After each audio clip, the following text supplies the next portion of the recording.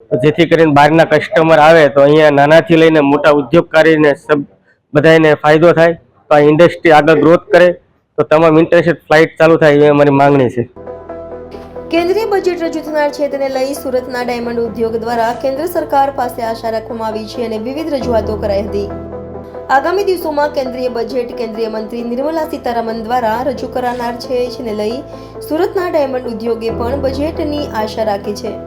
Surat diamond association દ્વારા રાહત પેકેજની માંગ કરાઈ છે। હીરા ઉદ્યોગ અને રત્ન કલાકારો માટે રાહત પેકેજની માંગ કરવાની સાથે જણાવાયું હતું કે મંદીના માહોલમાં રત્ન કલાકારોની હાલતમાં સુધારા માટે માંગ કરાઈ છે।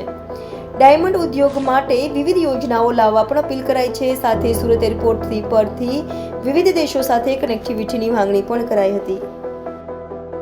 મારું નામ નિલેશ વિકડિયા છે।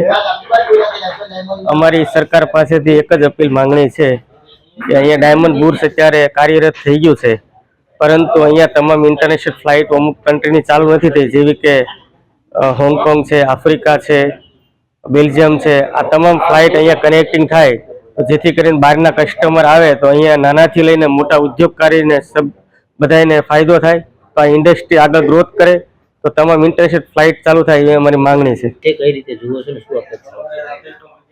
સરકાર દ્વારા 1 ફેબ્રુઆરીએ જ્યારે બજેટ આવી રહ્યું છે ત્યારે સરકારશ્રીને સુરત ડાયમંડ એસોસિએશન વતી અને ટ્રેડ વતી હું વિનંતી કરું છું કે આ બજેટની અંદર ખાસ એક આર્થિક પેકેજની યોજના જાહેર કરવામાં આવે, કારણ કે 1.5-2 વર્ષથી જે ડાયમંડ ઇન્ડસ્ટ્રી મંદીમાંથી પસાર થઈ રહી છે ત્યારે અત્યારે ખાસ રત્ન કલાકાર હોય કે મેન્યુફેક્ચર હોય, ટ્રેડર હોય, એક આર્થિક પેકેજની જરૂર છે। ત્યારે જો એક આર્થિક પેકેજની જોગવાઈ કરવામાં આવે તો 100% ઇન્ડસ્ટ્રીને એક બૂસ્ટર ડોઝ મળ્યો ગણાય છે અને ઇન્ડસ્ટ્રીને ભવિષ્ય માટે એક આગળ કાર્ય કરવા માટે, કામ કરવા માટે અને ધંધાને આગળ ધપાવવા માટે સારું ગણાય છે।